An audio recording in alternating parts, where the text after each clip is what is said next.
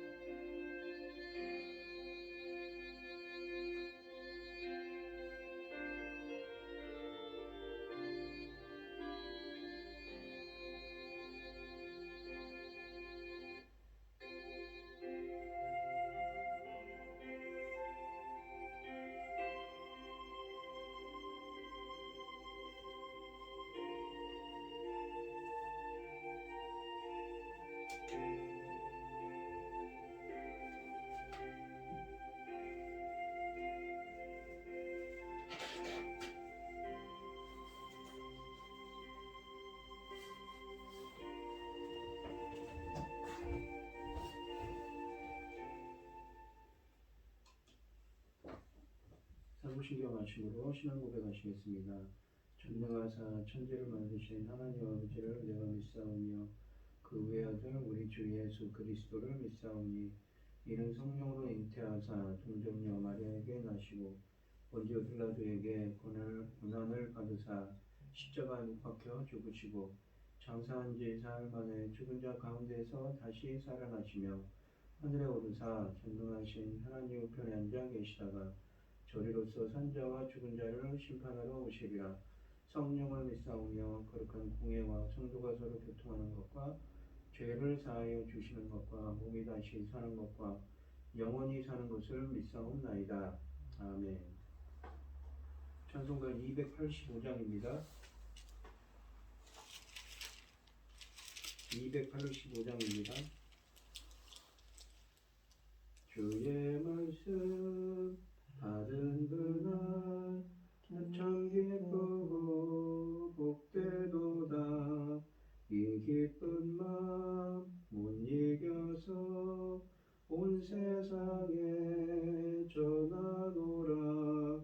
기쁜 날 주 나의 죄 다 씻은 날 늘 깨어서 기도하고 늘 기쁘게 살아가리. 기쁜 날 주 나의 죄 다 씻은 날 이 좋은 날 내 천한 몸 새 사람이 되었으니 이 몸과 마음 다 바쳐서 영광의 주를 섬기리. 기쁜 날 주 나의 죄 다 씻은 날 늘 깨어서 기도하고 늘 기쁘게 살아가리. 기쁜 날 주 나의 죄 다 씻은 날 새 사람 된 그날부터 평안한 마음 늘 있어서 이 복된 말 전하는 일 나의 본분 삼았도다. 기쁜 날 주 나의 죄 다 씻은 날 늘 깨어서 기도하고 늘 기쁘게 살아가리. 기쁜 날 주 나의 죄 다 씻은 날. 아멘.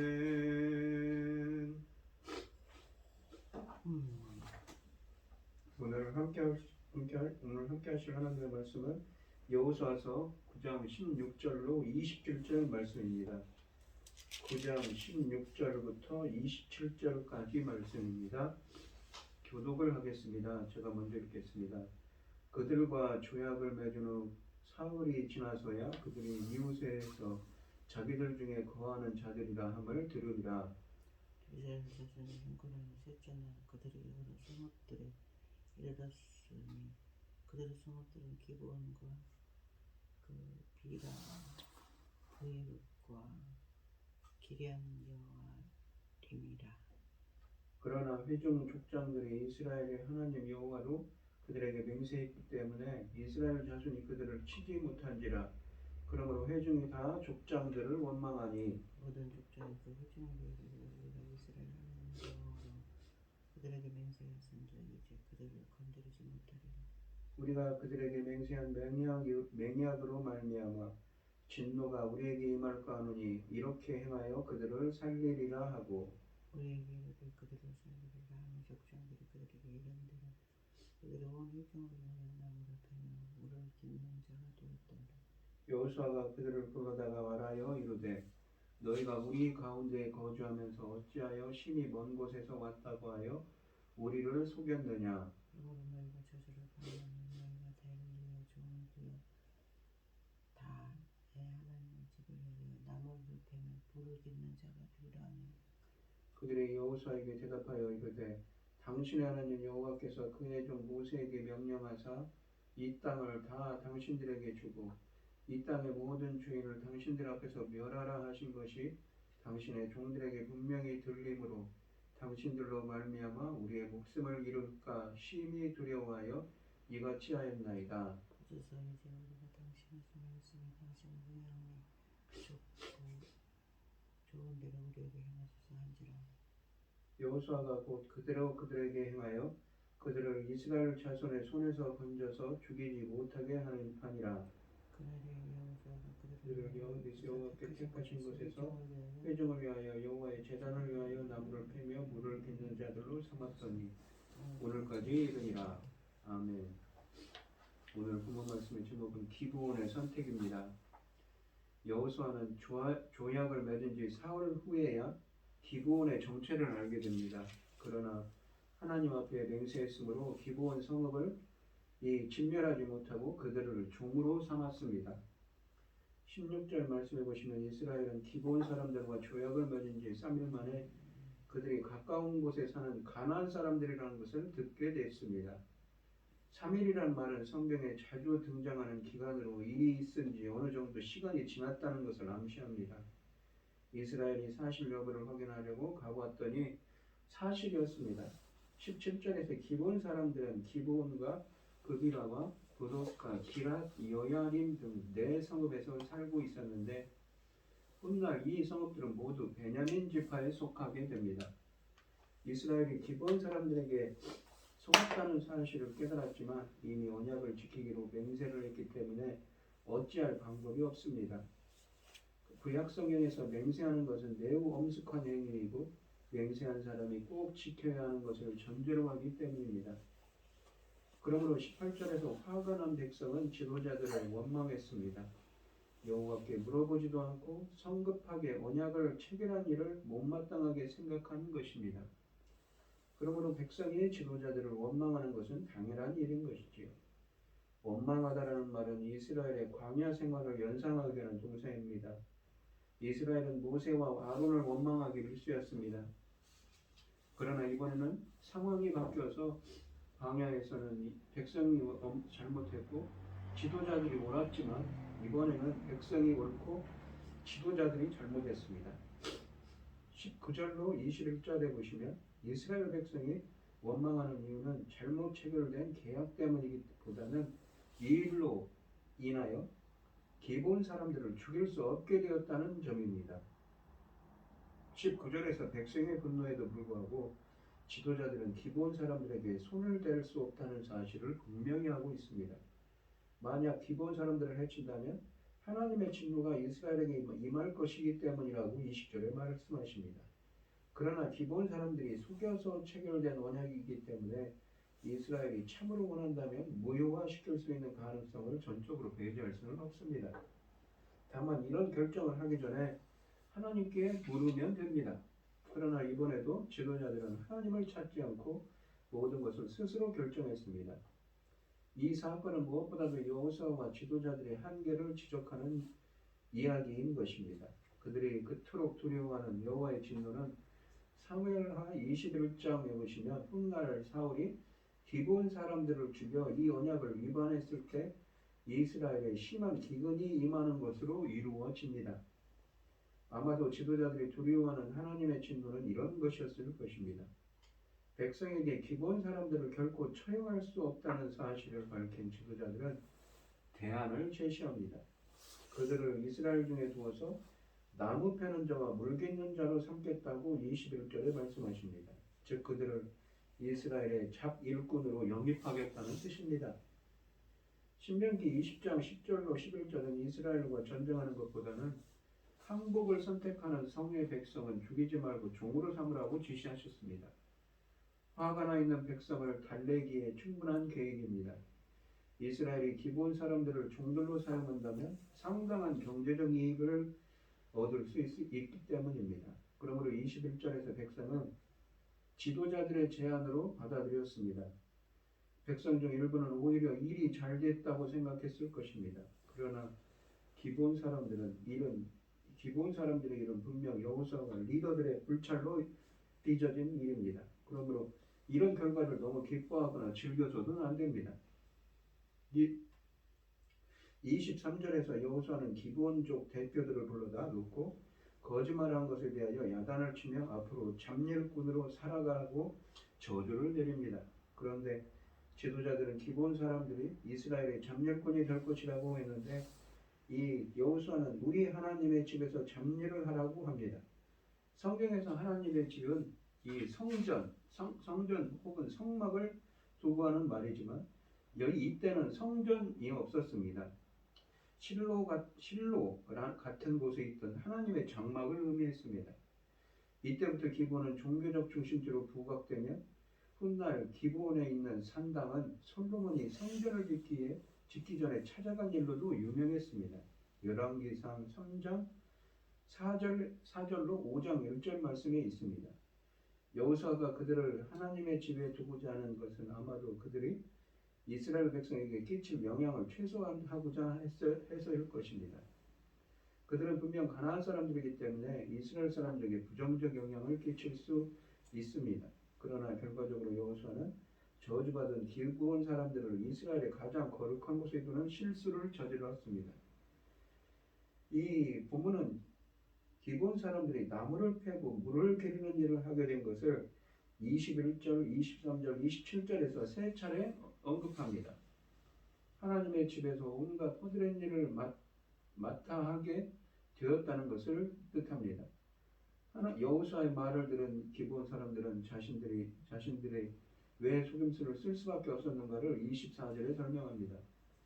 그들은 이미 하나님이 모세를 통하여 이스라엘에게 가나안 땅을 붙이신 것을 알고 있었고 그렇게 될 것이라고 확신합니다. 여러 가지 면에서 라합의 증언과 비슷합니다. 그들이 알고 있던 또 한 가지 사실은 하나님이 그 가나안 사람들을 모두 죽이라고 명령하신 것입니다. 그러므로 자신들이 가나안 사람이라고 말하면 이스라엘은 결코 언약을 맺지 않을 것을 알았기 때문에 속일 수밖에 없었다고 고백합니다. 이렇게 말하고는 25절에서 자신들은 여호수아의 처분만을 기다릴 뿐이라고 말합니다. 그러니 이런 사람들을 어떻게 죽일 수 있겠는가요? 이 이야기는 어떻게 이방인이 이스라엘에 속하게 되었는가를 설명하는 또 하나의 예입니다. 기브온 사람들은 포로기 이후에도 이스라엘 사람들 속에 살았습니다. 기브온 출신 사람들은 다른 유다 사람들과 함께 무너진 예루살렘 성벽을 재건했다고 느헤미야서 3장과 7장에도 쓰여져 있습니다. 그들은 완전히 이스라엘에 흡수되었던 것입니다. 라합의 후손들처럼 말입니다. 라합과 기브온 사람들의 이야기는 진멸에도 항상 예외가 있을 수 있다는 점을 누누이 강조합니다. 오늘 본문 말씀을 보시면 족장들은 맹세를 지키려고 기브온을 치지 않았습니다. 이스라엘 회중은 잠재적인 위협거리를 남겨두게 된 것과 기브온을 소유할 수 없게 된 것 때문에 족장들을 원망합니다. 그러나 족장들은 백성의 비밀을 맞추는 것보다 기브온과의 맹세를 지키는 것을 택합니다. 그들은 하나님께 여쭙고 해결책을 구했어야 했는데 하나님의 이름을 두고 한 맹세를 어기는 것은 하나님께 수치를 안기는 일이라고 생각했기 때문입니다. 잘못된 판단과 실수라도 하나님께 여쭙고 답을 구했다면 달랐을 것입니다. 오늘 이 시간 내가 잘못 선택한 일이라도 주님께 간절히 여쭙고 옳은 길로 인도해달라고 그 길을 구하는 여러분들이 되시기를 바랍니다. 기도하겠습니다. 하나님 아버지 감사합니다. 설령 저희가 잘못한 일이 있더라도 그거를 바로잡을 수 있도록 간절히 주님께서 옳은 길로 인도할 수 있도록 역사하여 주시옵소서. 이 모든 말씀 거룩하신 예수님 이름으로 기도합니다. 아멘. 하늘에 계신 우리 아버지여 이름이 거룩히 여김을 받으시오며 나라 임하옵시며 뜻이 하늘에서 이룬 것 같이 땅에서도 이루어지이다. 오늘날 우리에게 일용할 양식을 주옵시고 우리가 우리에게 죄 지은 자를 사하여 준 것 같이 우리 죄를 사하여 주옵시고 우리를 시험에 들게 하지 마옵시고 다만 악에서 구하옵소서. 대개 나라와 권세와 영광이 아버지께 영원히 있사옵나이다. 아멘.